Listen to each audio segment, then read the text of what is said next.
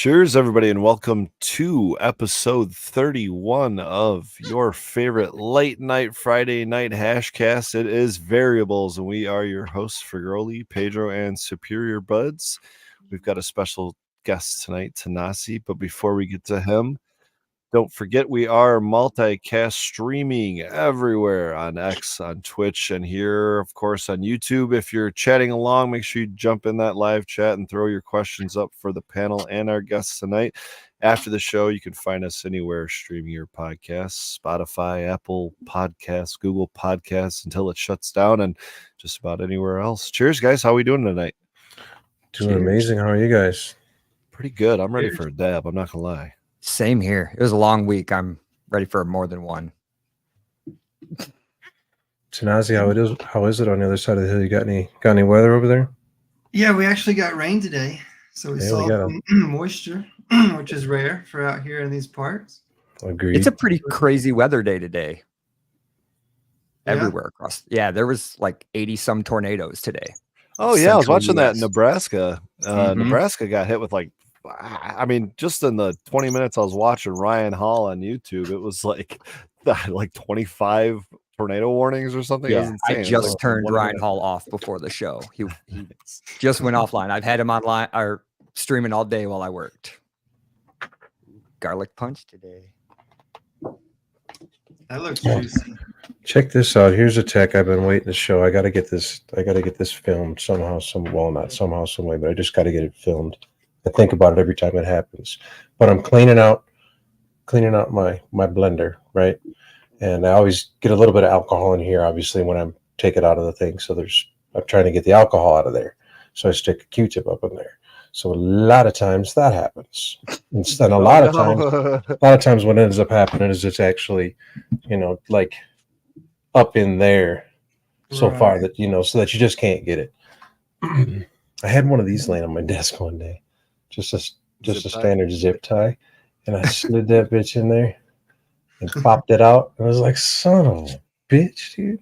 That works better than a pipe cleaner. I was about to say, is a pipe cleaner, and I saw a zip tie, and I was like, "It's a little bit more firm, right?" I was just looking on the desk one day, and I happened to have them sitting here, so now they're always going to be sitting here.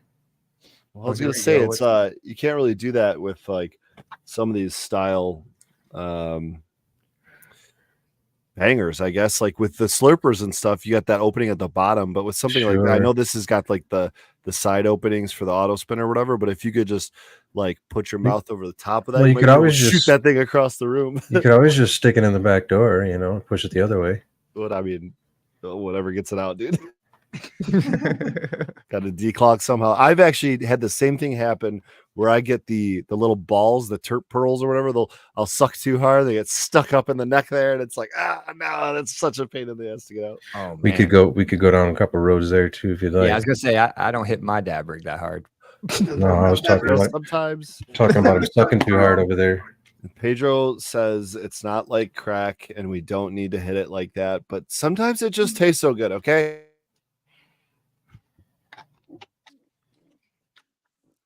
Tanasi, what are you dabbing on tonight? I've got some. I can never pronounce this one. You can help out with this one. Soleil Levant. Soleil Levant. Soleil Levant. Soleil Levant. How do you like that? I like Trop C better. Yeah. This one's second best to that one. As that one progressed, This matured, one got, degraded. Assy. That's where I was like, I'm not sure that I'm more of a sweet fan, so that one didn't really hit my taste buds very much. Yeah, I like the fruity stuff. Yeah, that's this is some gas for sure. How do you spell it? I'm trying to look up the strain. I can't even. It's sunrise in the west, but it's Soleil, Soliel, Levant, Levant. I put in savant, and savant syndrome came up, and I'm like, we're just going down the wrong road. Yeah, it's not a road. Wrong rabbit hole.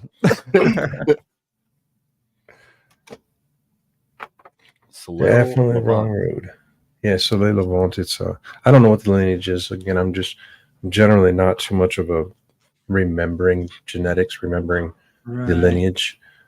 For whatever reason, it just doesn't, pinch my nipples. So I don't know. I don't care where it came from. I care how it tastes. I've got a metric label from Reddit I'm looking at right now.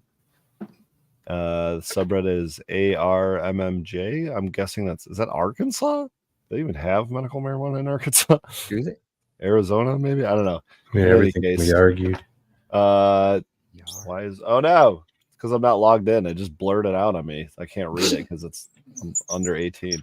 So hey, real quick before, because it's here. I got it back. No. Muffins IOG Kush crossed with muffin crossed with gelato 33 times ox. I don't know. That's a lot. Sorry. I feel like we just jumped into this and nobody knows who the hell's sitting in this blue ass or purple ass or whatever the fuck color is, because I'm colorblind room. Tanasi Gardens is who the hell's sitting over here. Long time. I always call him Tanasi. Yeah, Tanasi, right? Yeah. We'll get into that. That's one of the first questions. But keep it short and sweet. Long-time member of the cannabis community.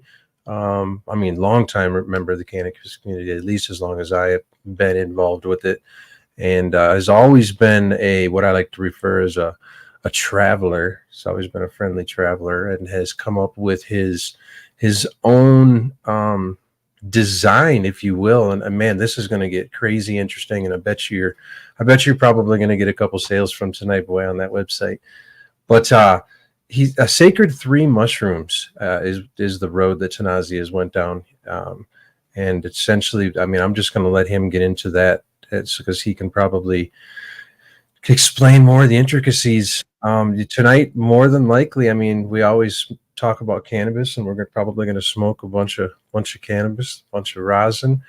But I would imagine that the road is going to get a little fungy as we go.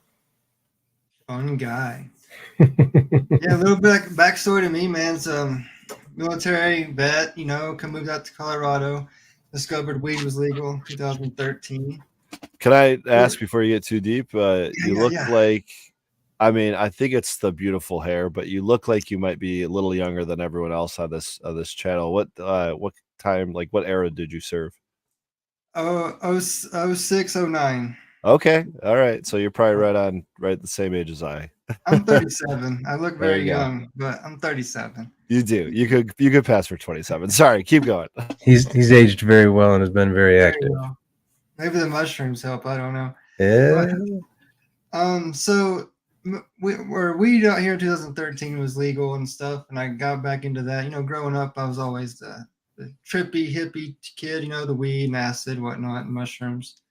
But back then, I'm a kid. I never really understood it as a medicine or a tool or anything like that. Till I really came out to Colorado and smoking weed. That helped with my depression and whatnot. Then I could grow. I was like, well, what else can I do? I started really diving deep into plant medicines, like making DMT, then mushrooms, and then really exploring the depths of the psychonauts, right? Really pushing the boundaries, and I still do it today. But I saw the help I was getting from that. I'm sitting around with another Army buddy. We're talking, and I was like, I'm going to start a mushroom grow kit. I want to teach people. I'm not going to supply you mushrooms. The Chinese proverbs. I'm going to teach a man to fish. I want to teach you to grow your own mushrooms in a small little shoebox kit. And now you can do whatever you want for the rest of your life. You can scale up whatever you need for your family or whatnot. But I wanted to give people that opportunity to kind of heal themselves. And if you were going down that path, and that's kind of the path I've taken with Sacred 3 mushrooms. You have just opened so many doors and so many questions with such little amount of information, man. Holy smokes. It is pretty cool because I did grew some mushrooms back in 95, 96, somewhere in there. And it was just lack of info, black garbage bag with some straw in a little mini greenhouse. And that was like 95. So how would you even get the spores, right? Right. Yeah, they got shipped, and that was the sketchiest shit ever. You get a syringe that's wrapped in 10 different packages, and it was just crazy. But it was fun. It was a fun little experiment, But then when I saw you come out with your kits, I was like, oh man, that's a whole other level. It's so much. It's more self-contained. It's just an easier system for someone to manage. Right. And I've I followed your also, journey when it was new, and watching the flushes you were cutting on these things. I'm like, holy shit, man. It's and just I've crazy. learned that the smaller the footprint is, like the shoebox is perfect, man. We're not finding a lot of contamination. And I think it's because of the small That footprint makes that it's, sense. yeah. Less air. So it's working out well for everybody, and Seems pretty error or mistake proof. Or it is. It's the hardest part's patience. Don't touch it. Do the steps at the right times. It takes maybe 5 minutes to do 2 steps, and the rest of the time you're just hands off. Don't touch it. I think people get when you start opening the tote a lot during the first few weeks of the stage, like when you put it into the tote, that's where you start like getting a lot of contaminations. It's just people touching it a lot. so when I go, and I believe I looked for a little while or looked for it earlier. www.sacred3mushrooms.com. Correct. Okay. Correct. So when I go there, what can I expect to purchase? So we have kits. So here's how we've kind of broken it up. You have sacred3mushrooms.com. That's where you're going to buy your kits, your grains, your manures like substrates. Then the second part of it is fruity spores. So in the beginning, we're having to jump through hoops out here. They're just now starting to allow some people accept payment processors where you're able to sell kits and genetics together. There's a very limited people that they're allowed to even, I don't know how they're even getting away with it right now, but so you have Sacred 3 mushrooms as your supplies and your kits. And then if you go to fruityspores.com, Fruity Spores is your genetics. And that's where you would pick your syringe of gourmets or whatever. I'm building that monthly. That changes and whatnot. So we've kind of kept it separate in those two things. Eventually, they might become one, or we just keep them separate. Because this is a new industry, and I mean, we've dealt with it with the CBD, you've dealt with it with the weed stuff. Like you're having to jump through these special hoops. It's easier to get payment processors for selling weapons Yep. than it is to get payment processors to legally sell things that the laws are changing for, Yeah. We have a grocery store here just in the town round that's kind of this way where half of it's, the hippie record, comics, and glass smoking pipes. And then next door is all the grow equipment, but everything has to be separate because of payment processors and banking. It's a nightmare. Yeah, there's like these little hoops that you have to jump through to make it work, I guess. So I'm I looking imagine. at maybe on nearly 25 different strands on your website right now. Do you have a favorite one, and why is it that one? All right, so Fruity Spores, yeah, there's probably about 25, 27 some different strains right now. I'm going to go with the ones that I've taken the most of. So I'm into doing like ceremonial doses with the mushrooms, and What does that mean, ceremonial dose? like we're pushing 10 You gram have to, doses is you have to my start, but not of just, not 10 grams of every mushroom is or every mushroom is exactly. the So same. I'll break it down my favorites for you right here because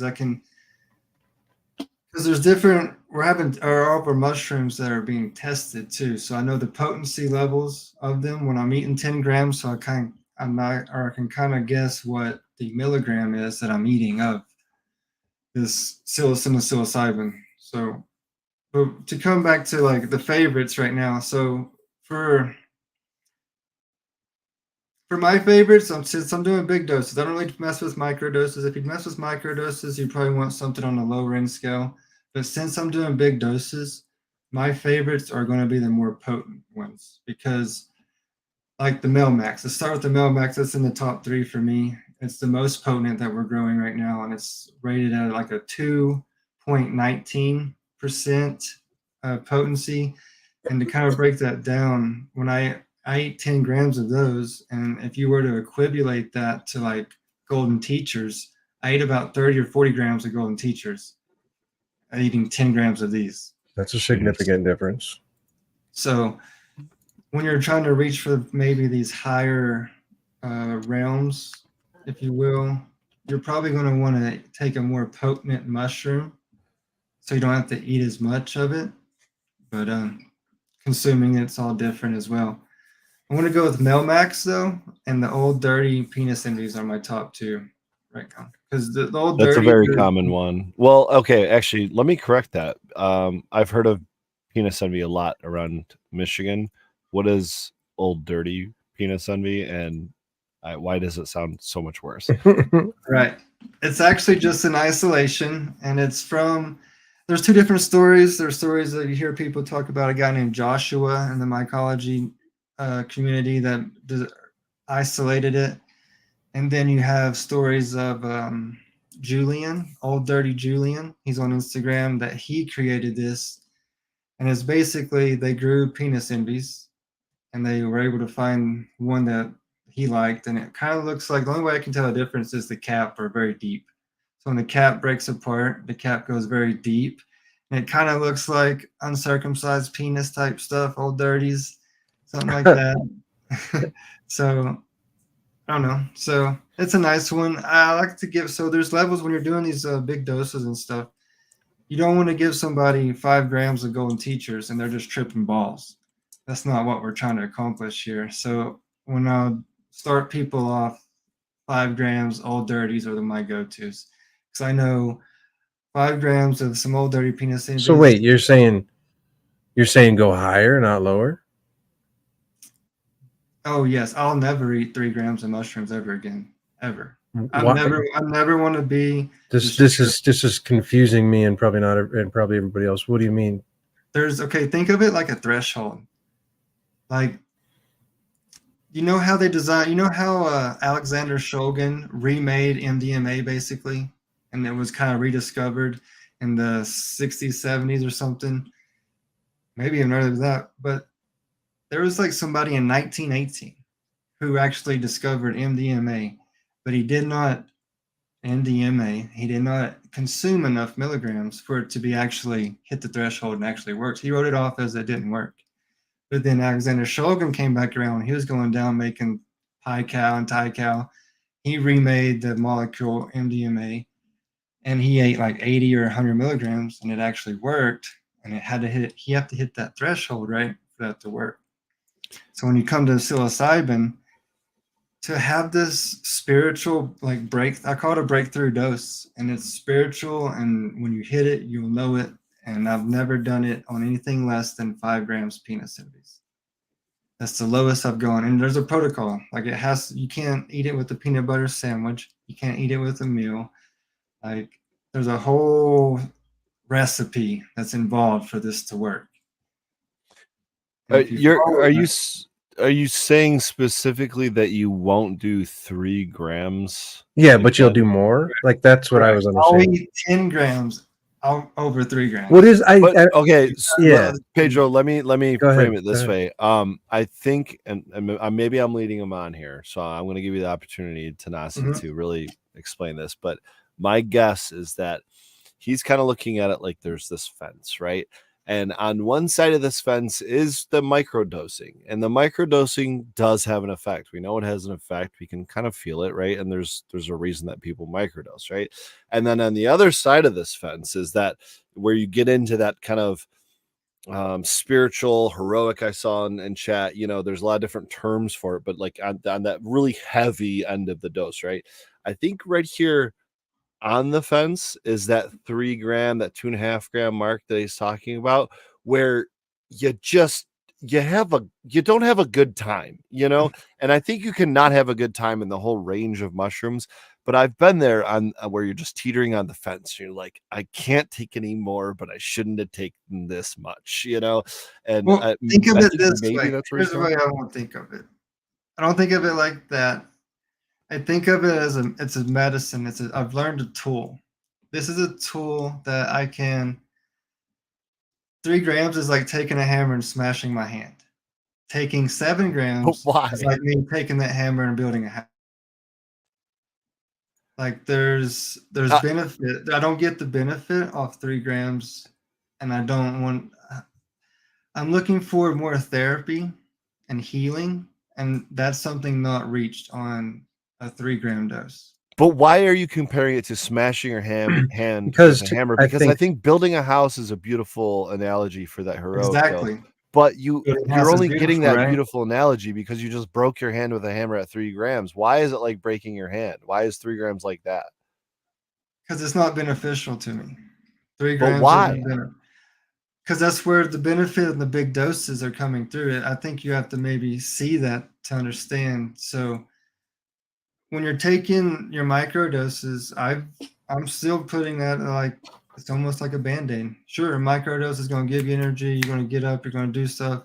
I still think it's a band-aid if you're taking a micro dose for depression or for some type of PTSD and stuff. That's not. You got some traumas going on. You need micro dose isn't going to help you. Mm-hmm. It's going to put a band-aid on your shit for a minute, but maybe it'll open your eyes to say, hey, there's more beyond the microdose here, and there's levels to this stuff. And if you hit this Absolutely. threshold on an empty stomach, you're going to heal yourself and release and purge with like, and just have this opening, right? And just like see how you're living and redesign your life. And now how I'm saying there's a recipe and stuff. Okay, now you've taken the big dose and you've seen the light and you've seen how you're living. Now you go back to your life, you still have to put in this work, man. Or you're just going to fall right back into your same ruts.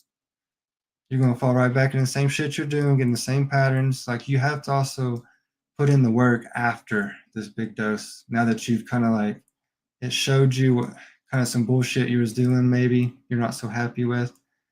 Now you got to make the change. So it's like, so here's one. I deal with a lot of anger and smoke a shit ton of weed, right? I've been working on trying not to smoke dabs all day, every day, my last 4 big doses. And it wasn't until this last big dose that I actually really understood and can like, it's kind of getting shit under control, showing myself that I'm causing more damage to myself because I'm not getting high. So what's the point? I'm just like roasting my fucking throat and lungs out.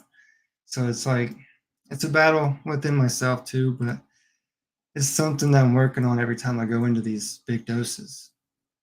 So, but you definitely going in with intention, and I think that Yep. that's something a more experienced individual or someone that is going into it in the first place with intention might do. But what about the probably average listener, I'll even say, that probably has microdosed a few times, maybe even taken that gram or 2 gram dose or something back in high school or whatever. But what about those that have access to it now and are afraid? Maybe they're afraid to hit that 5 gram mark. And is there like a way to step up? Or do you think that you should just go from, maybe if you're already microdosing, straight into that heroic dose? And Sounds like he's talking about Pedro. how do you prepare yourself for that? Because clearly you want to do it with intention. Right. I would say no less than 5, and it has to be a certain mushroom. There's a that's why we're having test results, and I haven't narrowed down the exact milligram that we need to get in your body. But 5 grams of golden teachers isn't going to do it. You have to do 5 grams of penis envy is the lowest I've ever gone down on everything. What do you know what milligram that is? Golden teachers are less of a Potent. string. Yeah. 1 point. Okay, so golden teachers are about 0.7 on the high end. Oh wow. If that. Oh wow. The old dirties are 1.5 ish, so about double that. Wow. Is that like milligrams per gram or something? What do we? Yeah, what's the milligrams per gram. Okay. Damn, so it's not a whole lot of milligrams of psilocybin. No, you're doing 100 grams, 150 milligrams of psilocybin. You're there. Okay. You are there. So people you asked me some more questions and I forget what you just asked. Just like that, where I was just going there. So people that are afraid of their quote unquote, like you just said, you're there. So people that are afraid of going there, perhaps they have anxiety of going there. They've had past experiences with mushrooms that provokes anxiety. Even sitting here talking about it, provokes anxiety and whatnot. So what do you say to somebody like that? How do you approach that? I think that's part of it. Part part of the process. I get scared every time I make that commitment because I usually do it within, I say I'm going to do it, I do it within 2 or 3 days of saying that. And for those 2 or 3 days, I'm scared, I'm nervous, all the way up until I get those in my body. But to prepare. So the minute they go down your throat, you feel that's really. Yeah, it's like really? fucking pop gun at the cross country race. How You hear that gun, everything, all those nerves and shit go away, and you just go. How long after you put the first one in your mouth are you there, quote unquote? I like this there. Let's start from the beginning. I'm gonna walk right through the process. There we go. And let me get this out there. I've seen on some website or another, perhaps an Instagram account, you've like documented every minute of these experiences. Awesome. So I got my wife who keeps a journal and timestamps everything. So we have a breakdown, and it's pretty consecutive all the way up to what you're feeling to the breakthrough. So to get there, it's a recipe. So say I'm going to do it. I don't do pills. I don't have no anti-anxieties. I literally just smoke weed. I don't have a horrible diet. I just eat meats and vegetables, whatever we're cooking on the grill. We don't eat out. He does eat very good. I do know this. A lot better than I do even. Diet. I think your diet, when you're going hard on these big doses, especially psychonaut status, everything, you are a vessel of you're a conductor of energy and a vessel of it. And when you hit these big doses, the more shit you got in your system, the shit, your receptors firing, everything's working on your digestive system. It makes the energy that flows through you more intense or not. And I think of playing a role in that. So say I'm going to do my dose. I got 3 days I'm going to do it. The day before, 24 hours before I consume, I'm going to start fasting. I do a 24-hour fast, nothing but water. And you have your intentions the whole time you're doing this. I'll sit down, I'll work on breathing. Deep breaths in your nose, out your mouth, and focus on breathe. Like just sit down for like 2 minutes and just focus on deep breaths. Because when you're in these big doses, your breathing is your best savior. When you get scared, when your soul is trembling, your deep breaths, go to your breathing work. Breath work is your best friend when you're in these things. So the day before, and I actually do this, like if you're thinking about doing a trip, do this like months, weeks before. Just sit down and start working on your breathing, because we don't have to ever sit there and take like really deep breaths, right?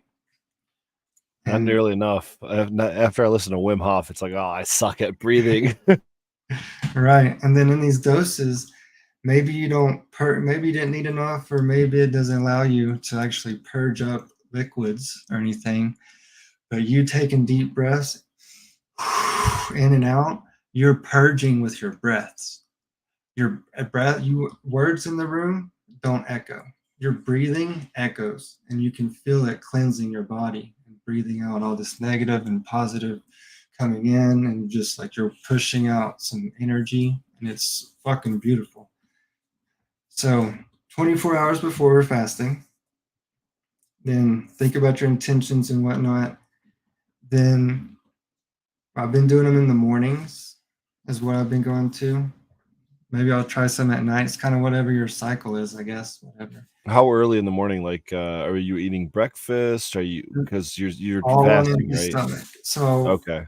I try to do it because I'm doing 24-hour fast. I'll try to make breakfast my last meal. Go the whole day. You sleep. That way you got sleeping, and I can actually sleep on an empty stomach, and then wake up in the morning about 9, 10 o'clock in the morning, take them. Now, you don't want to, all you're doing is water for this 24 hours. And your digestive system is clean. You're going to consume your 5-10 gram dose. I'm thinking teas might be best, but eating them works just as fine. I think there's different little levels in there of consumption that gets in how your digestive system works. But eating 5 grams of old dirty penis envies, and then I lay in the bed or so you have to do this whatever gram of mushrooms you're going to eat, you need to have them down in like 15-20 minutes. in 15, 20 minutes, you need to be making your way to the bedroom where you've got a 5-gallon bucket with a trash bag. You've got your water with a straw. And I've got shamanic beats that like a playlist that everybody can download and play. It's a 4-hour playlist that you would turn on. I have usually a shirt wrapped around my head to block out the light. And then you just lay up in the bed with the blanket. And about 35, 40 minutes, like that's when everything starts really happening. And it's like I'm in a spaceship, dude. I get cold as shit. And I'm just fucking, my freaking teeth are chattering. Like freaking, I can't get warm at all. I'm just freezing. That's like nerves, right? Because it's not like a flu-like system or symptom where you're like, I think it's you part of have the like, breakthrough. Because once you break through, like you feel that like in a spaceship, and then you like it's hit like the an energy, right? It's just like it's almost like And I think that's your what it is. Like a fingers drank vibration. a Red Bull and your kneecaps drank a Monster and like your elbows drank like a Yeah. rock star. You're like, what? It's like a vibration. Yeah, you're like really picking up on some shit. And then you just like break through. And then every one of them's been different. I've done 5, 7, and 10s. I've done 10s the most. I think 10s where I like to keep it, where I can really get a lot of work done. I used to think that there was a limit to where there was therapeutic doses around 5 to 8 grams. And I was thinking 10 plus was like exploration. But I've had a 10-gram dose where it was very therapeutic. A lot of healing got done in that one. That's the one where I basically was able. I smoke half the many dabs as I used to. Is Let's there a not forget the exploration dose because we want to talk about that too after we dig deeper into what we're talking about now. Go ahead. and Peter. is there a tolerance to this? Like if somebody goes in their very first time versus somebody that goes in their, Great 200th question. time? No. I mean, if you did it like every Friday and ate 10 grams, you're gonna go to the place every time. But if you're eating 3 grams every day, that's not gonna be the same 3 grams every day at all. You're going to be teetering on the fence like, I don't know which way to go. Oh boy. I think there's a misconception about people like body weight. I don't think people's body weights play in a role in this at all. I think it all is like chemistry, your makeup, how your neurons are firing, the shit in your system. I think it's all playing a part in that. It's more of your chemical makeup. That's very interesting, because I've heard we've had so many discussions about this, but my very first experience, and to get it out there, I am the nervous run here. We were definitely speaking about me. My very first experience was on Halloween.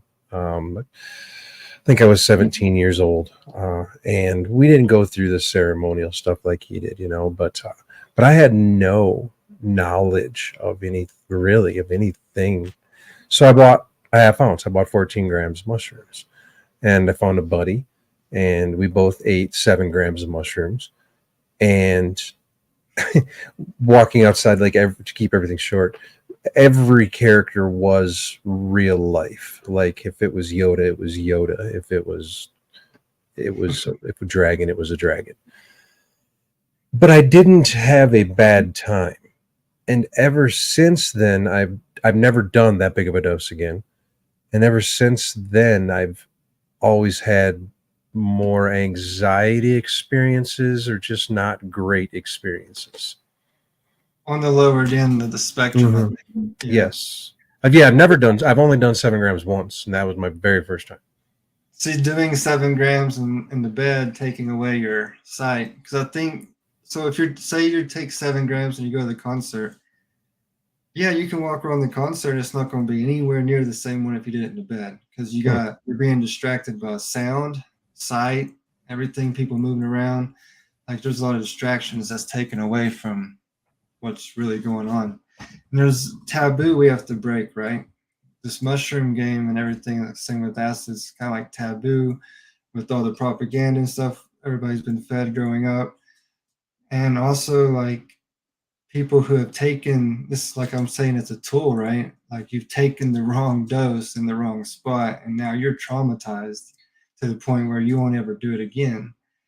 And it's like, well, if you did it right or did it differently, it would not be traumatizing to you as the way it, people just misuse Mhm. it, you know. That's it's always the lack of intention, man. And I did the same thing to myself. The first time I ever tried mushrooms, it was Mhm. with the guy that I smoked out for his first time. Like he tried weed for the first time ever with me, and all of a sudden he was offering me mushrooms and going to Burning Man and shit. It's like, all right, dude, chill out, man. I'm just trying to smoke some weed, okay? But I had a good experience the first time. It was just a good experience. And then like the second or third time, I did it with zero intention whatsoever, and I was just like, I wonder how many caps I can eat, and it was just like, well, where's my mom? It's not a good experience.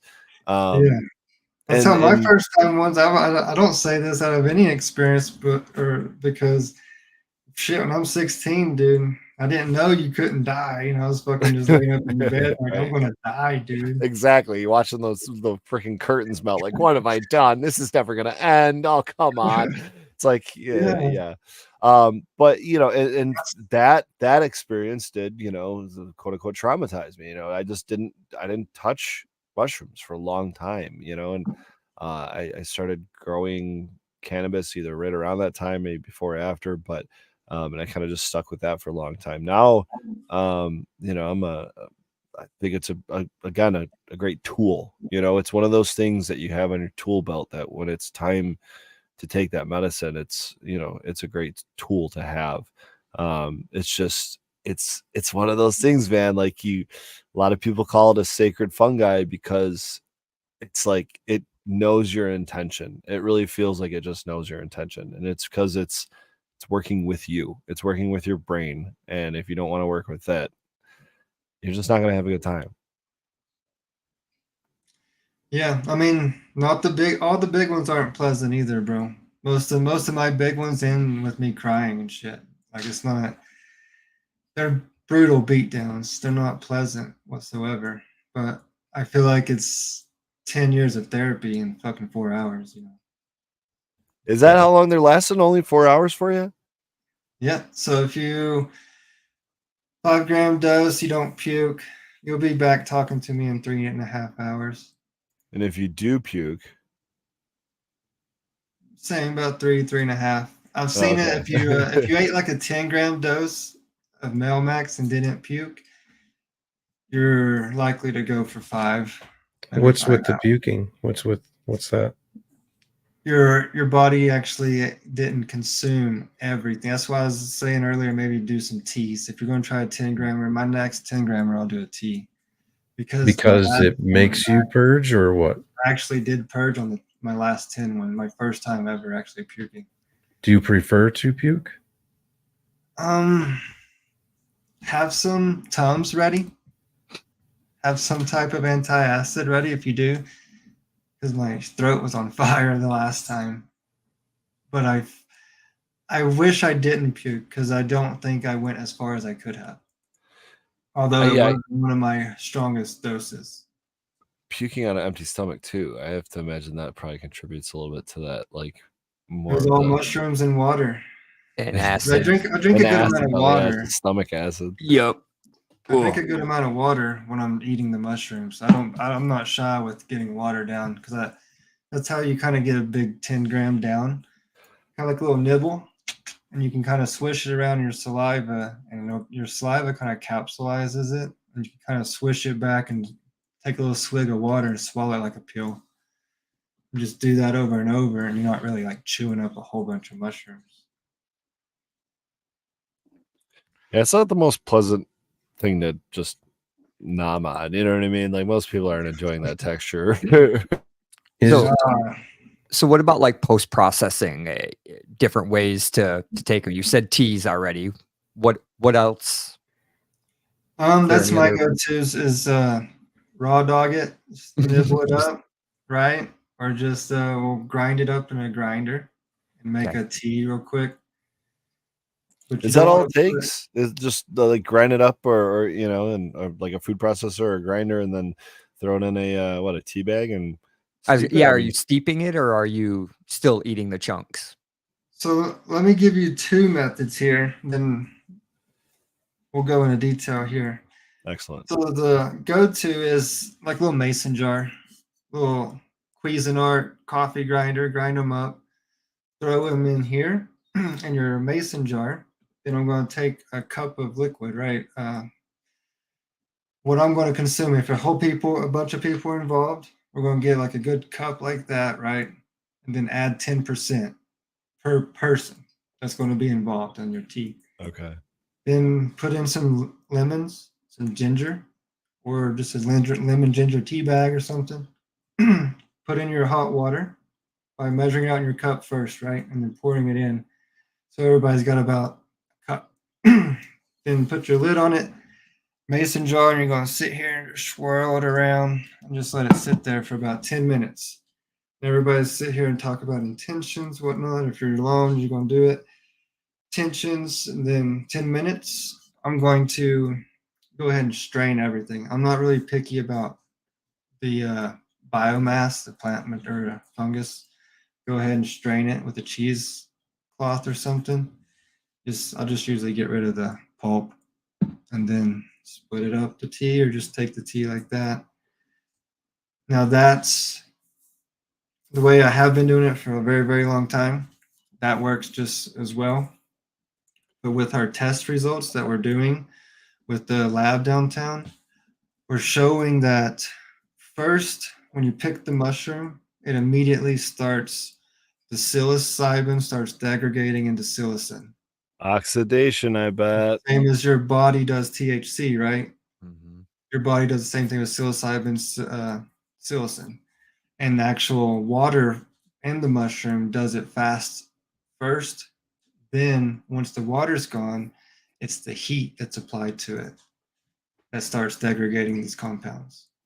So, when I say use a hot water to make that tea, I've been doing a lot of looking and researching and finding out that the blue juice, people used to make blue juice back in the old, like ancient times as well, and it's using cold water. And there might be also a way that you can extract the compounds, doing kind of basically what you are doing with Pedro with rosin, by taking a pressing. cold ice bath of the mushrooms, and then the water just turns super blue, and then basically consume the blue water. But what can we do with that blue I water? think some cold brew reason- coffee. For some reason, that seems much more enticing to me. I like blue Yeah. raspberry.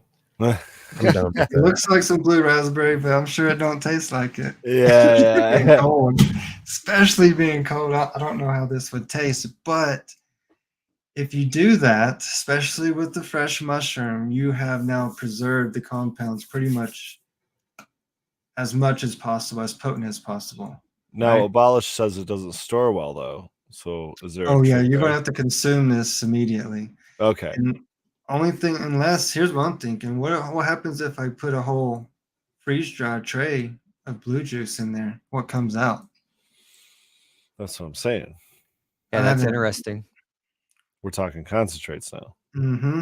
Now I can Now start you're there. dosing out my 150 milligrams, the more we kind of, I'm thinking less I have to chew. everybody in the tech world is doing ether, right? Or is it ethanol? Ethanol, excuse me. They're using ethanol to do their extractions.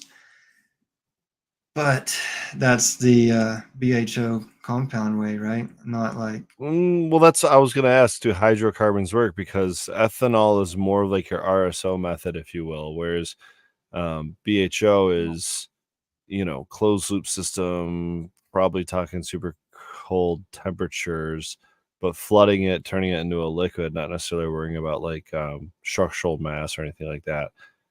Just extracting the compound with a chemical that's,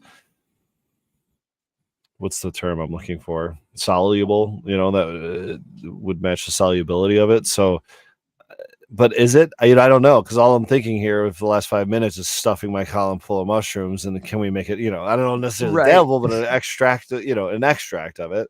I don't necessarily want to dab this. I don't know if that's safe. I have no freaking clue, but. Pedro, don't look at me like that. Listen, I know I'm curious too, but I'm not going to be the first to try Dude, it. for Pull some up his reason, Instagram. that could be a bad road to go down. For some reason, anything you start talking about dabbing, I'm like, well, You could do it with lavender, so why not psilocybin? I don't know.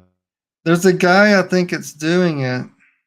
If you look up TDM extracts, I'm not seeing it no more. But he ran, I think he used BHO, if I'm not mistaken. But he made psilocybin slab, like it looked like shatter. Help us understand as well, because I feel like we're walking a fine line.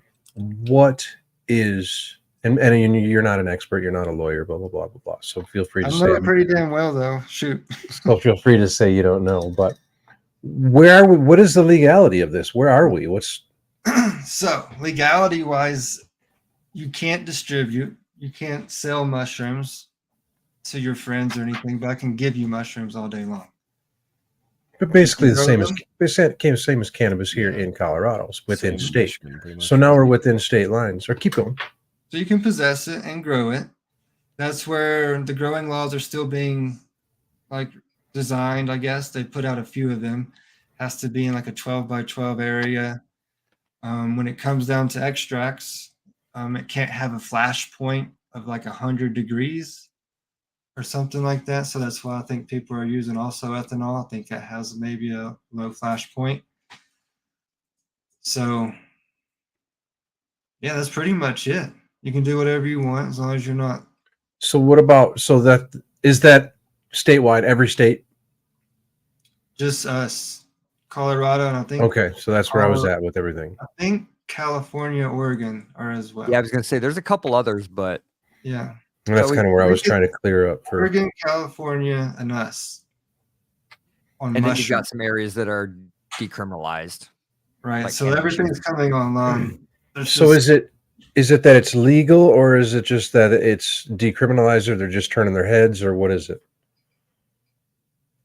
I haven't been pulled over with a bag of mushrooms. So I'm Well, pretty sure I mean, they're not allowed to use any taxpayer money to prosecute me for that bag of mushrooms. so it's basically just decriminalized.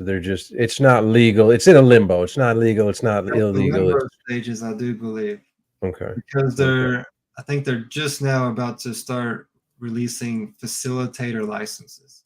Okay. They're about to be released like probably this year, where you could actually own a facility where people come and you just I don't know if it's going to be a dispensary style, but I think what there sounds like is they're going to mock up the ketamine stuff. So at the psychedelic show that we had last year, fuck, if you want to see the whole 180 of this shit, right? Where you've got, it's not just fucking your dopers and your smokers in the streets talking about this. You got fucking lawyers, doctors, fucking all these PhD professions coming to the booth asking about this and stuff. So what I see happening is that they've already got the ketamine clinics in place, right? You can pay $6,000, $5,000 to go do these 6 sessions of ketamine, and they have a whole little fucking thing recipe, right? Now I think they're just going to start adding compounds to that list of things to choose, right? So now mushrooms will probably, I guess the MDMA is probably the next thing they're going to do. So I think they are. Don't they already have that in it's Denver? I pretty thought much legal at this point. So they've already passed all their testing. It's pretty much going live. So they'll probably the next thing. They'll have a little fucking, it's going to be this long of a session, have a recipe for that. And then they'll have psilocybin comes up. But here's what we come into play, right? It's like, sure, if you got 5-6K laying around, sure, go facilitate and let them do their thing, and you'll feel safe and it's fucking perfect, right? Or you fucking can do a kit, grow your own mushrooms, right? And then facilitate yourself. Listen to people like us talk, have these long session talks about this is what we're doing, this is what we're experiencing. And maybe you're ballsy enough to just go out and do it by yourself. But that's scary as fuck, dude. It's That's what not I was gonna ask. So what if scary as somebody shit. what That's if somebody scary. buys it and they grow some penis envy and they're like, okay, Tanasi said 10 grams, you get 18, they eat 10 grams, they go to their bedroom with the 5-gallon bucket in the bag, and that's it. Well, that's scary as fuck. You're gonna Okay. make it through it. You're gonna make it. Just don't go outside. Just don't go outside. I think Man. just to be inclusive with that, the last time we had talked about going outside in the in nature. Well, right, but I mean, don't be going around trying to walk down. I've had people try to walk okay. downtown in the streets on Ah. 8 grams of mushrooms. And it's Yeah, like, bro, outside's you're not the gonna go same to for jail. everybody. Like everybody's gonna call the cops as soon as you open your mouth. Okay. You're just not going to be speaking, or You're not gonna be speaking English. oh. Oh, you Okay. could be speaking English, but just for safety, here's what I say, right? Like how there's going to be certain people, yeah, you're probably experienced enough, you're ready to maybe try this shit. You can do it in your bed. 5 grams is fucking easy peasy. You'll make it through it. But say like you, right, Pedro? Not everybody wants to do that, and they want to feel safe. Like I just gave our buddy Keith one a month or so ago. And it's like I'll come to a buddy, and help facilitate for you and like guide you. Like, okay, this is what you're gonna do, and kind of just, answer questions because you can still talk during these big doses. You can still listen to me and hear things, You're not completely incoherent comatose. But Yeah. if we're doing them, so I'm assuming that what you were just referring to there is you guiding someone, but not taking it yourself. Correct. I won't go. So I haven't always had a trip sitter, but since we've been married and everything, she is the trip sitter. So this could be somebody who's never even taken mushrooms to watch you.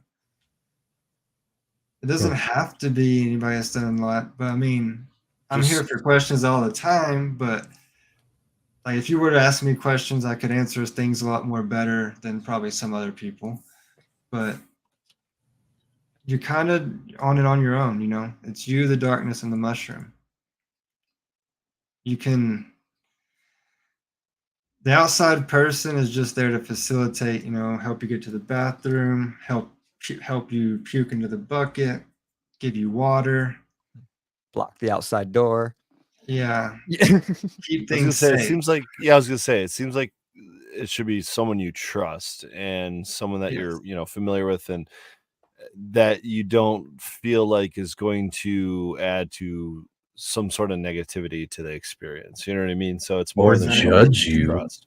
And that's a big part of it, right? And so that's why I think someone that is experienced with at least some form of psychedelics is probably a better option than someone that's not, especially if that person maybe is not comfortable with psychedelics, even if maybe it's the closest person to you, that might not be the right person. I don't really know how to say this other than like, I think it's all persons. Like my wife doesn't. She'll take a micro dose. She won't take no big dose. but she's not like anti like psychedelics or something. No, You she's know what I not mean? anti So that. Yeah, you should have somebody who's on board with what's going on. yeah.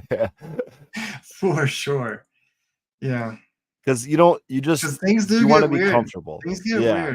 Like how you just said, maybe a little embarrassing or something, but it's like Mhm.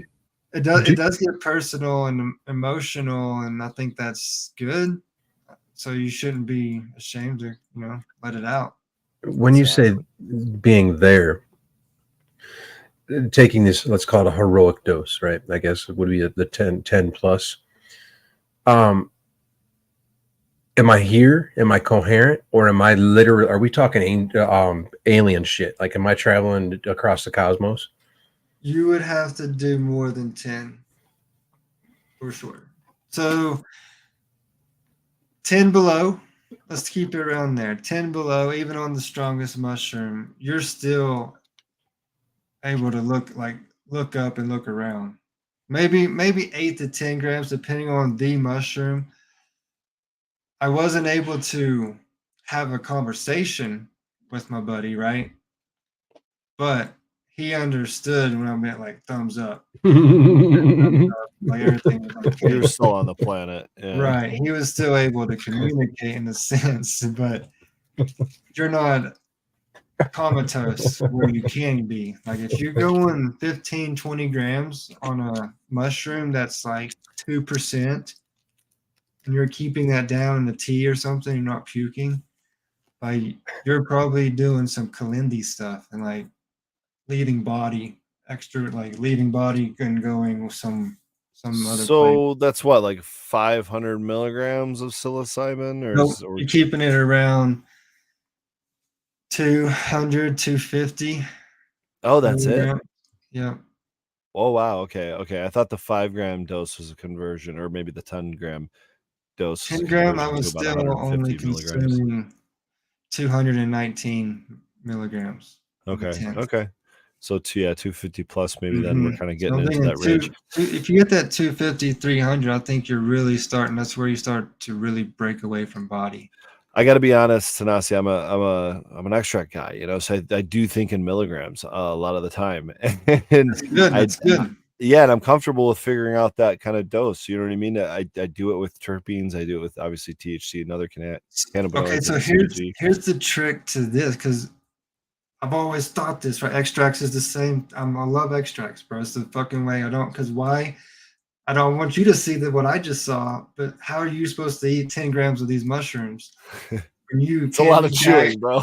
this person gags on like 10, right? So if we can do the extracts, but here's what I think is one problem that we're having issues with. Well, everybody's doing their own fucking thing, right? And I'm just watching. And I do what I do, but it's the stabilization of it.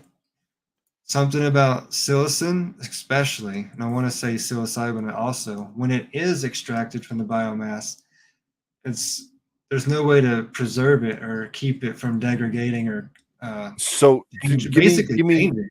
give me the science. So psilocybin degrades into psilocin, Yes. and psilocin doesn't have what, the psychoactive or maybe the They're both active ingredients. psychoactive.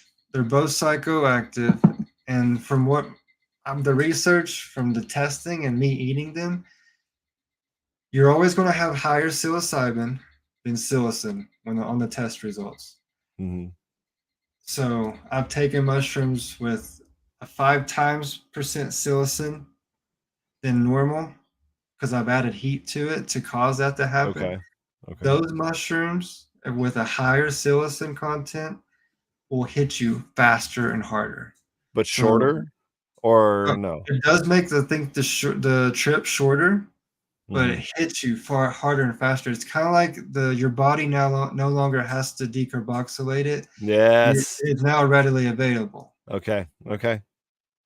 So I think, but here's the thing though, I don't know when we're doing these trips, right? I think it's going to be a ratio compound. You want this much psilocybin, you're going to want this much psilocin, and you're going to be playing with these things. And I think that's going to change your trips. I think that's when people eat different mushrooms and they're like, oh, I had a great time on these, or I had Right. a horrible time on these. I think that's your body chemistry playing with the ratios of those compounds in that mushroom. You just reminded me that I've got some that I got some CBD here sitting in front of me that I'm also gonna put on this dab I'm about to take. Right. And talking about ratios, it's like people will mix different strains of, or flavors of dabs. We're talking about degradation, and I'm Right. thinking a lot of comparisons between, well, initially it wasn't this, but now I'm thinking THCA converting to THC, right? But now we're also talking THC converting into CBN, which is a whole different kind of psychoactive effect. THCA is not psychoactive, so I don't know how it's more to me feels like the conversion of THC to CBN, and in that we've discussed a lot on how it's maybe like a degradation, right? So if we're comparing psilocybin into psilocin, but CBN just more or less makes you sleepy, whereas psilocin is hitting you quicker with the same effects, so it's Right. kind of, it is still different, but it's And applying heat though, like you said, we're is just that talking about decarbox.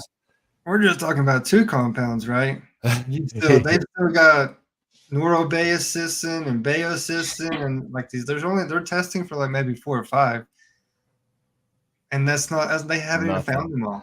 Yeah, it's not, dude. Yeah. There's a lab in Germany called Miralux. They just found terpenes, so they broke down a terpene profile on mushrooms, and they've got that listed some on their websites, which is pretty cool. Try to pull it up. Yeah, that's pretty awesome. Just more similarities. Miralux on Instagram, or I don't know if they have the website. Might just be Instagram. No, they do have a website. It's probably going to take me a little bit to dig through that. Now I'm in the forums. Okay.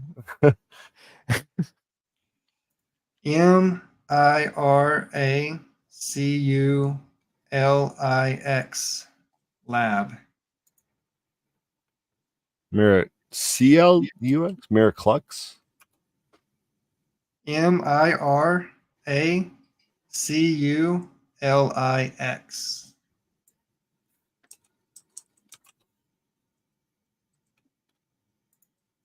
I don't know how far down it'd be on Miraculix-lab.de. I don't know how far down it'd be, but that was pretty interesting. They're doing some great stuff out of their labs, and they're the ones. I think I was reading something that they did a water extraction. Okay. It was either them or these people in California. Mm-hmm. You got any I always love getting perspectives on, I believe the show is The Last of Us, or the book, or the whatever, the series, right? That's the Pedro show with the cordyceps. Yeah, the cordyceps mushrooms that kind of takes over, makes a zombie. Do you think that's possible? Do we have to worry about that? Is fungi gonna be the death of humans? If there's a bunch of little Faucis out there in their basement right now, we might be able to. Oh no, you're probably not wrong. But hey, that's how we got hybrids. Like, I don't know. I probably shouldn't name any strains. I do like that show though. That show's pretty sweet. I had a lot of fun with it. I'm disappointed there. Just it was like a one and done kind of series, whatever. Oh, it's a video game. That's what it is, not a book, right? Or maybe it was a book to start. Everything seems like it starts off as a book, but yeah, it's weird nowadays how they are basing movies off video games. Fallout. I'm like halfway through that. That's pretty good. We haven't started yet. We've got it in the queue. It's pretty good.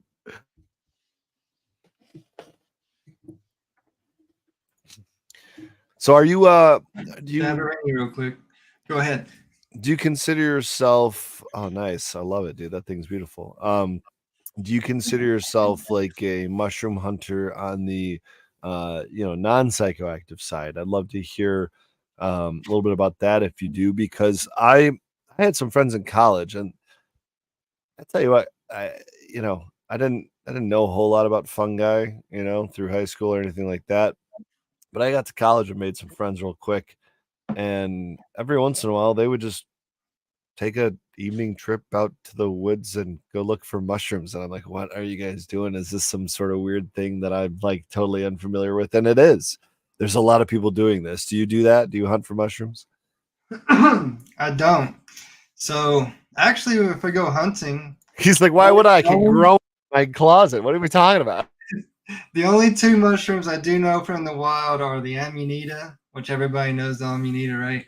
And then the Bolita, which is actually, I found that's the new mushroom emoji on some people's phones. That mushroom. That's the only 2 I really know in the wild, and I'm too scared to even try anything. Okay, same here. If I was like in a cow field, like I could pick out a psilocybin one, another patty. Yeah, we can do that all day. But I'm not going to go along some riverbank, and I think it's it must be a cultural thing that like you grow up doing it, so you're comfortable doing it. I had a good friend of mine. His wife is from Europe, and they just grew up doing that. And we took this like tubing trip down a river one time, and she came home with like a 2-gallon bag full of mushrooms. Like I'm like, all right, like cool. I don't know. There's a lot of people up here that way. Yeah, I mean, I guess that's a good bridge to cross. Like, I guess it's a good stamp to put on things. It's not just any mushroom, right? Like there can be some seriously dangerous mushrooms. Like don't just go pick shit and eat it. I mean, Right. to your own That's why discretion, but I would only do it if I was with somebody who actually knew what was going on. Yeah, I don't same. even trust I'm Google still only Lens to give me eating the it right. after I see him eat it, right? I don't know if I would actually. I don't go picking no wild mushrooms. That's wild. That's crazy. But it's free food. I mean, it's if you can, it's like licking frogs. I don't know. That seems like the shiniest and most pretty ones are the ones you want to stay Not away even from. morels.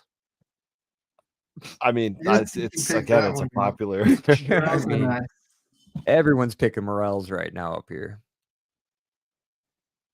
Nobody knows anyone that died from eating mushrooms. OG Nugs says, Google it. 20 people have died worldwide in 30 years. So I actually I believe that, but the bad trips that people have had, whether that be a couple days in the hospital just doing nothing but vomiting and expelling things from your body. I don't know. so I mean, then technically, I mean, if I can ingest it, I mean, walk down these possible roads, right? If you can ingest it, I can ingest 50,000 milligrams of psilocybin.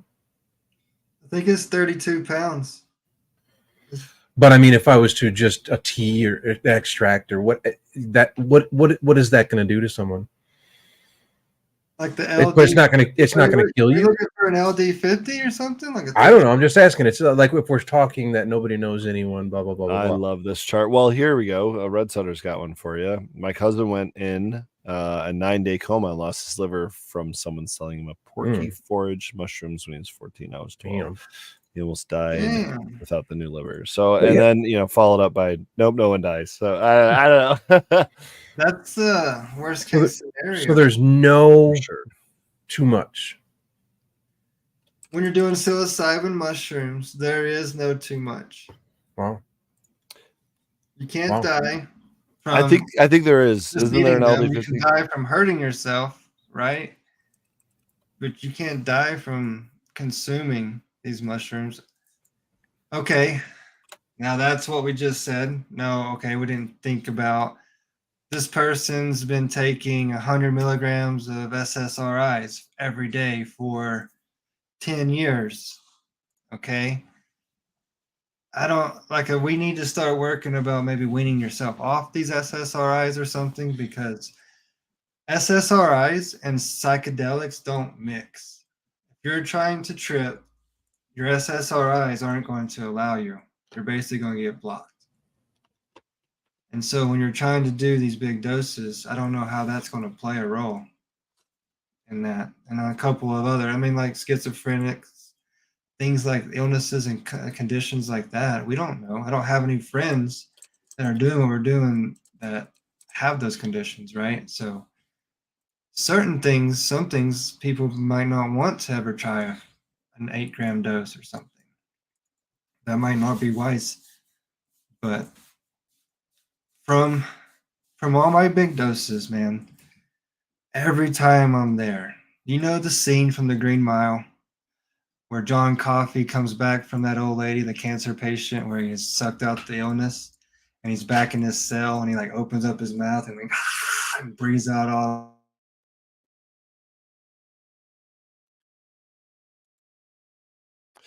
He's breathing out a lot of fire, I'm guessing. He's breathing out a lot of negative energy right there. Right. It's a long ass breath. There he is. And so when my body is releasing out all that,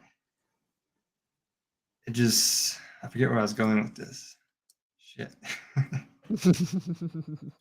Breathing out negative energy. Yeah. LD50s. Yeah, I forget where I was going. Well, if Happens let me all us the know time. let us know if it comes back, because I got the this. I love this chart, guys. This is the lethal doses of 55 substances. There we Speaking of go. LD50s, so let's start with water. And you're gonna have to do the math on your own body weight, right? So basically, this means for every kilogram of body weight you are, it would take 90 grams of water to kill you. So if you were 100 kilograms, it would take you like am I doing this right? Like 9,000 kilograms or 9,000 grams of water. Let's just move along the table though. Sucrose, table sugar, MSG, stevia, petrol. I guess it takes more vitamin C to, or more gasoline to kill you than vitamin C. Is this in any order? It is. So this is the least lethal, least toxic up here, starting with water, and we're going to get more toxic as we go, going all the way from 100,000 milligrams per kilogram down to literally nanograms per kilogram. So keep going. Another ethanol. There's your ethanol. It's table salt. THC. All right. So THC 1.27 grams per kilogram. So let's try to do some math real quick. What is the average person like? 150. 150 pounds. So 150 pounds is let's give or take 68 kilograms. So if we're let's pull up the calculator here. So if we're 68 kilograms, we multiply that 1.27 grams. We're talking 86 grams. Is that right? Yeah, 86 grams. Or if we're talking milligrams, 8,600. Oh no, a lot more than that. 86 grams is 86,000 milligrams. Yeah, right. 86,000. Yeah. So that's a lot of edibles. You know what I mean? Like a lot. You can't even consume that. Yeah, no, that's like almost 900, 100 milligram doses. So it's like, yeah, I mean, I regularly consume in like 1,000, maybe 2,000 in a day is where I've ever been. Now do that 50 times in one day, Yeah, I mean, I've got oil back here that's mixed 50-50. And if I start thinking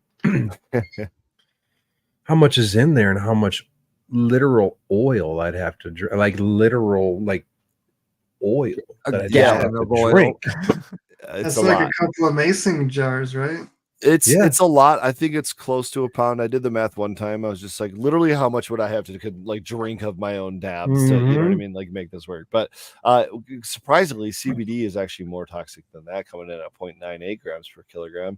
Keep going down. Ibuprofen, formaldehyde. There we go. Psilocybin, 0.28 grams per kilogram. So if we're taking that same 150 kilogram, or sorry, 150 pound, 68 kilogram individual, we'll take 68 and we'll multiply that by 0.28, and we get roughly 19 grams, 19 grams, or about 19,000 milligrams. Tanasi's talking about 200 to 250. Yeah. So, I mean, we're talking, guys, about 80 times that to get the lethal dose. There we go. That was back to where you're going to have a bad trip before you kill yourself. Don't worry about it. I think you would leave your body and you're just going to lay there in comatose. Much like weed, man.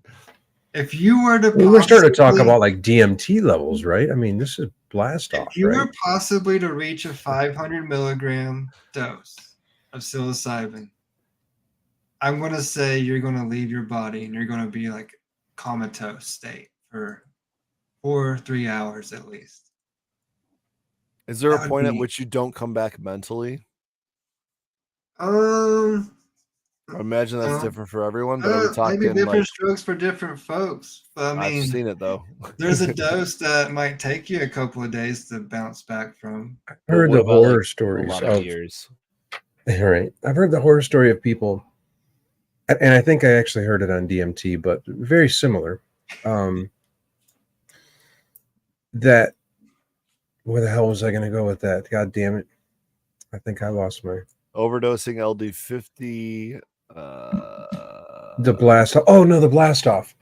That they'll go somewhere, and I remember one specific story that he took, quite a few big hits. I'm assuming he was using a vape pen, and he left his body and he went and lived an entire lifetime, like a 30, 40, 50-year lifetime. Like he had kids, he had grandkids, he had aunts and uncles, he had a job, he had 401k, or whatever they were, like he had a fucking life.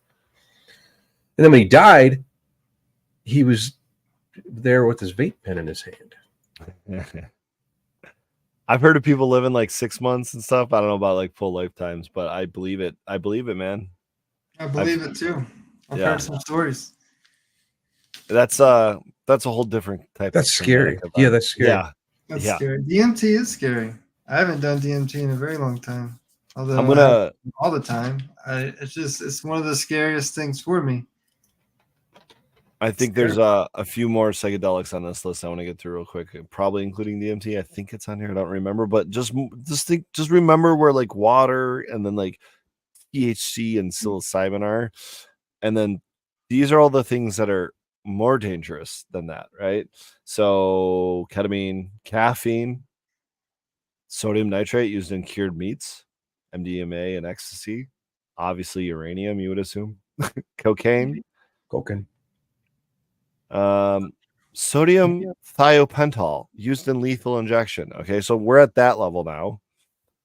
Less Wow. than that is methamphetamine, sodium fluoride. That's right, capsaicin, vitamin D3, exposure to sunlight, heroin, LSD, arsenic, sodium cyanide, and Well, I thought chlorotoxin. LSD was one of those ones where it wasn't much of a, or was Yeah, a very, Yeah. very high threshold. It's pretty low, but I don't think it takes much initially anyway. You know what I mean? We're blotting paper if that tells you anything. Ratios, yeah. But again, nicotine, right? So we're doing more than blotting tobacco, I guess, but there's plenty of nicotine in a cigarette. I forget how many milligrams. I think I used to know that, but Wow, right there, fucking next to fentanyl. Well, I guess it's on a different. This looks like it's going like this or something. yeah, well, that's true. So, it's all going downward, right? So this is less. Okay, so it is just zigzag back. and Yeah, forth. but now so we're it's right go, next to fucking fentanyl, nicotine and fentanyl. Look at that. but that's the thing. Now we're talking milligrams per kilogram, Mhm. and I mean, what is Micrograms? is that even I micrograms? think so. It's not nanograms. That's way down here. Well, I but- mean, we go microns. That would be a. yeah, that would be a U. That'd be a micron. Yeah. So. Yeah, there you go. Nicotine, fentanyl, and sarin gas all next to each other, followed up by ricin, Agent Orange, box jellyfish, which I think is kind of cool because that's something in nature, right? Along there with the What? black widow spider, latrotoxin, Oh. and the batrachotoxin from the poison dart frog, and then from algae eaten by some sort of fish I can't pronounce, mytotoxin. Below that, polonium, diphtheria, sugar, tetanus, and then this is hilarious because we're talking 1 nanogram per kilogram Oh my is god. botulinum toxin, which is Botox, Yeah. Right. the most poisonous substance on this planet, as far as we know, I guess, in terms of LD50. Like, Wow. Who figured out to inject that shit in their cheeks? more Wow. power to them, I guess. I don't know. They're making probably a lot of money. They do make a lot. That's every day. Yeah, yeah. So yeah, I love sharing that list because it's wild to kind of compare a lot of those things on that list that are completely legal to things that are found in nature and not, Reminds me of a lot of those solar system views where it just keeps getting bigger and bigger and showing Yes. you. Yeah, it's the same thing on the different scale. You're just getting smaller and Smaller, smaller. yeah. You're just getting to the scale you can't even imagine. Like, we talked, like, everyone knows, right? It's like a drop of fentanyl, like the size of a pinprick of fentanyl on your skin is going to kill you. So think about all those things that came after that. It's just so much, just minor amount of substance that can How did we ever really get to fuck this us up. point? There's I just always a think lot of about us. that with everything. Reproduction, bro. That's the Number only way. one, let's go back to the first fucking person.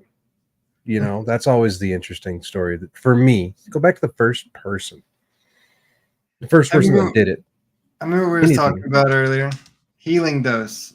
Remember we Okay. were talking about SSRIs, maybe Mhm. schizophrenic. I don't know about that, but I was going to say when I do the big doses, I feel like I'm like the John Coffey thing. I'm healing myself. Now I don't know if I'm just doing maintenance and cure and like helping myself, or if you're able to like actually cure yourself if you're sick or have some type of illness. Because there's a lot of shit going on. It's like rewiring brain neurons and shit's being rewired. Paul Stamets talks about it happening with Adding the pathways. stuttering. And his most recent one on Joe Rogan, I don't know if you guys caught that one yet, but out of 59 people in an end of life study who are doing big doses, I don't know how long the study's been going on, only 4 of them have died out of 59. That's, I don't know if that goes on to it. I've Maybe also- it hasn't been going on long enough, but I do watched that. believe there's this healing thing that's happening in these big doses. I watched that podcast actually too, but And it was a great podcast, by the way. If you haven't watched it, oh my God, go watch that one. But I know Paul's talk a lot about the benefits of microdosing too. And I almost think that he spoke higher and or more positively of the microdose than he has of the macrodose. Right. He's been promoting this microdoses for a long time. For I know at least 5 or 6 years that he's been public with it.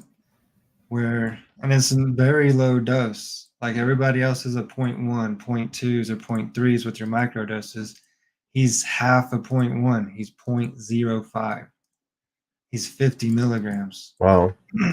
on your whatever biomass is in it. But still, that's another part in your microdose, right? You eat a 0.1 of this microdose, you're eating more of a milligram, whatever, to a microgram or whatever ratio it is, to different ones, do different things, right? That's what. But you do that with some lion's mane and some niacin. Yeah, he does talk about mixing it. What does he call that? Is His Stammet stack or something. it says stack? Yeah, yeah. And he has an app that everybody's throwing data into of how it's Love helping it. I love it. with eye movement, rapid eye movement, being able to spot things on screen better, your eye coordination, how your eyes and fingers tap on things quick. He was actually asking more non-users to submit information than To get more data users, from, whatever. right. Mm-hmm.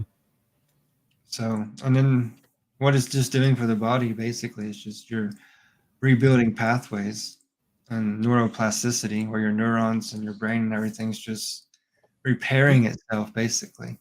Tanasi, do you think that psilocybin should be treated like a multivitamin? On the microdose level, yes. Okay. I've said that to people often. Like when you take your microdose, treat it like a vitamin in the morning, like some vitamin That's B. kind of how I feel about microdoses, and I'm glad you made that discernment. How would you compare on a, in terms of like medical terminology, I use vitamins. That's not exactly highly medical, but in terms of like, that perspective, how would you describe or compare that healing dose? Like is that like surgery? Is that like, I know you said 10 years of therapy, but like, I mean, for real? Yeah. Like you eat 10 years of therapy. Like we're talking like 7 grams on an empty stomach. You are going to come out of that as if you did 1 hour twice a week for 10 years. You sitting in a room with someone dealing with your shit. Now, if it goes wrong, is it going to require 10 years of therapy? No, I don't think Okay. there is a wrong. Even the most shittiest, brutal, crying my eyes out, worst ones are always good. There isn't a, now that I know that you won't die, know rule number 1, you are not going to die. Is rule number 2, it's not going to last forever? Because I hope you say that next. Yeah. That was the Right, first it thing I does said wear after my reset dose of DMT. That's what I said. I was like, am I gonna be like this forever? Dude, yeah, I think that's the, I don't know what dose that is, but it's not a microdose, I'll tell you that. Yeah. But yeah. So yeah, I think it was 2 levels there, man. Because if you're soldier, you're dealing with some fucking, especially if the VA's throwing pills down your fucking throat to solve your shit. I think a microdose, I mean, that might help you get through your days and shit, and maybe play Let's with your go there, man, children. because you got another veteran on this podcast with you right now, right below me here, Superior Buds, and I know personally some of my friends that are veterans that it's helped, and I know some of my best friends that were veterans that it could have helped. You know what I mean? Same. It seems like we're regulatory wise on at least maybe federal scale, we're kind of opening the door to this to the VA first. Is that true? I mean, I know like on municipality scale, like here in Michigan, like Hazel Park, Ann Arbor, Detroit, I know I'm missing one. There's 4 or 5 municipalities that have decriminalized mushrooms, but like it takes like a medical breakthrough type like regulatory opening to really allow things like research to expand. It Everything I've heard about it is like VA oriented. Is it just me, or is that actually what they're doing? That I'm not too sure, although I'm involved with the VA very in what I do, but I'm gonna say no. From what the VA does is very fucking slow. And to get anything done, if you are one of the chosen ones, you're gonna be one of very few probably.